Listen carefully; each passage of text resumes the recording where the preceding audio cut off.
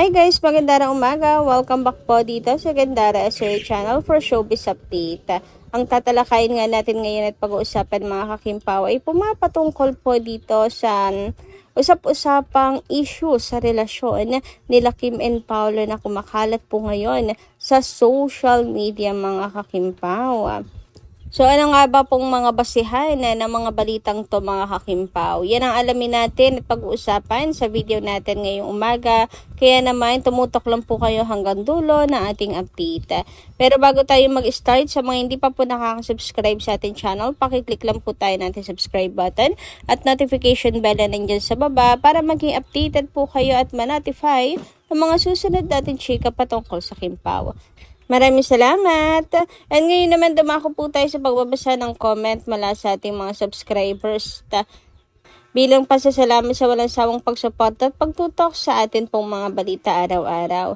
So, ang first commenter nga natin for today ay mula po dito sa, ayan, di ko mabasa yung pangalan. Ano, Chinese, Japanese, jellyfish, dollfish. Bakit yung ate niya na Twinkle? Hindi pa napabalita na kinasal tapos may anak na bata. Oh, siguro tungkol to sa sinasabi ko araw-araw mga kakimpaw na si Kim Chiu hindi po papayag makipag-live-in hanggat hindi pa kasal, no mga kakimpaw. Kasi ang dami na kumakalat ngayon sa social media ang atin pong paninindigan na sa paniniwala kay Kim ay solid. Ngayon, naungkat po sa Ate Twinkle, siguro kasi kapatid nga siya ni Kim Chiu. So, siguro ini-expect niya na ganun din sa Ate Twinkle, no? Syempre magkapatid, same genes. Anyway, unang-una para masagot to mga kakimpaw, no? Ay hindi po natin dapat saklawan or wala po tayong karapatan na saklawan ang buhay nila ni Ate Twinkle sapagkat di naman siya artista or public figure mga kakimpaw para pagfiestahan na lang ng publiko ang buhay niya. Pakalma na lang po ang buhay niya kahit artista pa siya. Hindi natin kailangan questionin yan mga kakimpaw kasi pribadong buhay niya yon, di ba? Lahat po tayo kinakailangan ng respeto. So kung gusto po natin respetuhin, dapat marunong din po tayong rumispeto sa ibang tao, mga kakimpaw. Sabi nga 'di ba sa golden rule, wag mong gawin sa iba mga bagay na ayaw mong gawin sa iyo. Ayan.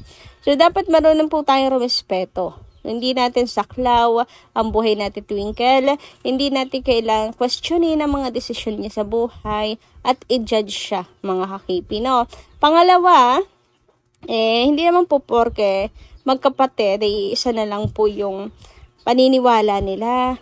Di ba mga kakimpaw? Kahit naman sa mga kapatid natin, hindi naman tayo kaparehas ng kapatid natin, di ba? Magkakaiba po tayo mga kakimpaw. So, hindi po na-apply, hindi porket magkapatid, na-apply na yung paniniwala ni Kim sa paniniwala natin Twinkle. Okay? Sa mga mantra nila sa buhay, meron at meron magkaiba. So, usually talaga kapag magkapatid, same genes always, mga kakimpaw, may mga similarities. 'Di ba? Syempre nasa dugo. Pero, ayun nga, pagdating sa mga ganyang bagay, ay may mga sarili po silang desisyon sa buhay. Yan lang naman yon, di ba? Di ko na siguro kailangan elaborate pa, baka lalong magulo. Hindi ako magaling mag-explain. Siguro gets nyo na yon. Basta, ibang tao sa Ate Twinkle. Pangalan nga nila magkaiba, di ba? Anyway, thank you so much pa rin sa iyong komento at magandang umaga sa iyo. And ngayon naman dumako po tayo sa ating mga nasagap na balita. Ngayon, umagang ito mga kakimpaw. At unahin na nga natin pag-usapan itong good news mga kakimpaw. Yes, may good news po ako sa inyo. Sapagkat di naman po lingid sa kaalaman ng lahat na si Kim Chiu ay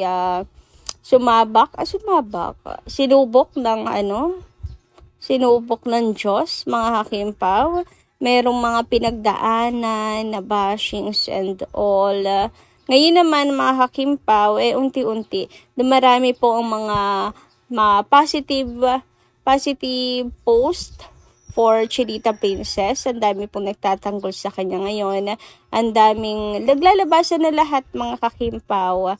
siguro tatabunan na nga yung issue, and ngayon naman ay napupunan ng pagmamahal si Kimi. Sabi nga dito, alin ba talaga ang sinasabing retoke? Kahit ano pa ang sabihin ng iba, marami ang naniniwalang natural ang ganda ni Kim. Bata pa lang ay kapansin-pansin na ang kanyang magandang mukha at matangos na ilong. Para sa kanyang mga tagahanga, wala siyang kailangang patunayan dahil matagal nang kilala ang kanyang natural na ganda, nakagandahan. Kaya para sa kanila, ang mga nagsasabing retokada siya ay maaaring opinion lamang at hindi naman kumpirmadong katotohanan. Check na check. Bata pa lang si Kim, talagang maganda na, matangos na po ang ilong. Mas nag-ano lang po kasi syempre, di ba, habang tumatanda naman tayo, mas nag-ano yung parts of our body, mga kakimpaw. So, makikita nyo nga po dito mga pictures ni Kim. Mula nung pumasok siya sa PBB, nang masubaybayan po siya ng mga tao. Same na same pa din naman mga kakimpaw ang itsura niya sa ngayon. Tingnan nyo nga tong picture na to, yung nasa gitna. Yan, yung may hawak na microphone si Kim. So sa showtime na yan, 'di ba mga kakimpaw? Tapos itong katabi niya, during PBB days. Same na same lang naman mga kakipi yun. Nag-matured lang ng konti ang itsura ni Kim, pero yan pa rin siya. Wala pong pinagbago mga kakimpaw. Mula noon, maganda na talaga po si Kim. Alam niyo, sa totoo lang, tatawa nga ako sa mga nilalabas nilang picture ni Kim. Kasi pinapapangit na po nila ng pilat si Kim. Wala po kasi silang makitang pangit na picture ni Kim noon. Kasi nga, maganda siya noon pa man. So, kailangan nila mag-edit at papangitin ng husto si Kim. Paitimin. Pinapaitim pa nila si Kim, yung mga ganon. Diba, how pathetic ka? Mga trying hard. Samantala, syempre hindi pa rin po tapos ang kalbaryo natin mga kakimpaw. Tapos man na po sila kay Kim, Kim Pau's relationship naman po ang kanilang tinatarget. At maraming nagsasabi nga na meron pong something sa relationship or smells something fishy nga daw po sa relasyon ng Kim Pao. And si Kim nga daw po, or silang dalawa, wala pong balita sa kanila. Napakatahimik. Si Kim always solo flight daw mga kakimpaw. Walang Paolo Avellino sa kanyang paligid, sa kanyang tabi. Solo plate lamang siya dahil wala naman daw kasi talagang relasyon ng Kim Pao. So bakit nga naman daw laging magiging magkasama ang dalawa? Panay lang daw ang sabi ng mga fans na always you beside me ang Kim Pao, na magkasama ang Kim Pao. Wala naman patunay. Kasi wala namang mga pictures na lumalabas together, ganyan. Alam niyo naman, solid evidence ang hinahanap ng mga haters and bashers na yan, mga kakimpaw, no? And syempre, bilang Kimpaw fans na alam na ang galawan nila Kim and Paula, ako personally, kung may evidence man ako, hindi ko na ilalabas yan sa kanila mga kakimpaw. Like, haler, bakit ako mag-aaksaya ng panahon sa kanila? Bakit pipilit kong maniwala sila sa atin, di ba mga kakimpaw? Never ko na silang ipiplease, mga kakipi. Bakit natin kailangang i-please sa mga taong yan? Di ba? Sino ba sila para maging worth of our time, maging worth ang oras nila Kim and Paolo? Kasi paulit-ulit lang din naman mga kakimpaw Same cycle lang. Kung may pruweba naman po tayo, gagawa pa rin naman sila ng issue, diba? So, bahala sila sa buhay nila, mga kakimpaw. Pag walang pumapansin lang sa kanila, ewan ko na lang. Kung mag-aksaya pa din sila ng panahon, baka mapagod na lang sila kasi wala namang pumapansin sa kanila. Sa Samantala, ngayon naman mainit pa rin pinag-uusapan ang nalalapit po na ending ng The Alibay na kung malapit na nga mga kakimpaw. So kinakabahan na ang lahat dahil alam niyo naman yung napanood natin sa Prime, talagang hindi rin po natin kinaya mga kakimpaw. So, ngayon, dito sa Free TV, ganun pa din kaya ang kakalabasan ng ending or baka meron pong plot twist mga kakimpaw.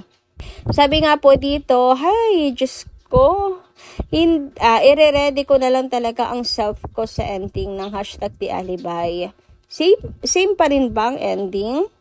Ba't naman ganon? Deserve ng Winstel ang happy ending. Sabi nga nila, there's a rainbow after the rain. Sana nga, mga kakimpaw, meron pong happy ending. Sana nga, mga kakimpaw, ay meron pong wedding. Sana nga, mga kakimpaw, ay hindi po same ending.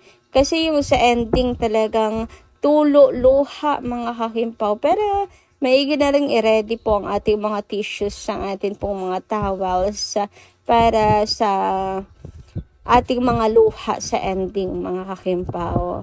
Pero looking forward pa rin for the rainbow.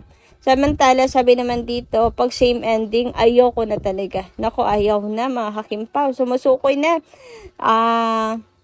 Give up na. Parang hindi na kayang manood, mga kakimpaw, no? Hindi ko nakakayanin. Matagal akong hindi nakamove on sa Prime. Please, ibahin niyo naman. Hashtag, di alibay ang buong katotohanan. Hashtag Kimpaw. Nako, bibitiw na ba talaga, mga kakimpaw, at hindi na manonood sa finale? Kasi ang sakit din talaga sa dibdib, mga kakimpaw. Hindi kasi nai-imagine natin na na ending, mga kakipi, di ba? Napakasakit nito. Pero ganun pa man, ganun pa man, mga kakimpaw, ito yung nakapagpa-remark sa The Alibay. Kaya unforgettable tong series na to nila Kim and Paolo. Sabi pa dito, feeling ko same ending, pero dinagdag lang Canada. Like dream ni Stella, nakasama niya si Vincent doon. Ihanda nyo na kasi same ending lang yung sinabi ni Stella na pahinga ka na, mahal ko. Grabe ang iyak ko sa scene na yan. Hashtag The Alibay ang buong katotohanan. Nung nabasa ko yung pahinga ka na, mahal ko, kinalabutan ako bigla na nanayo yung aking mga balahibo. Ganun pa rin yung pakilamdam, mga kakimpaw, no? Iba talaga, sobra. So, medyo, masakit man, pero aabangan pa rin po ang finale, mga kakimpaw. Pero malay nyo naman, 'di ba? Meron pang plot twist. Malay nyo, panaginip lang yan na Stella. Tapos, yung sa Canada, yun yung happy ending. Pwede ba ganon? Ihabol nyo naman yung ending mo. Charot. So, ayun lang, mga kakimpaw. Hanggang dito lang po muna ang ating update. Maraming salamat po sa pakikinig. Kita-kits po muli sa mga susunod. Dati Chika. Maraming salamat. Ingat po palagi.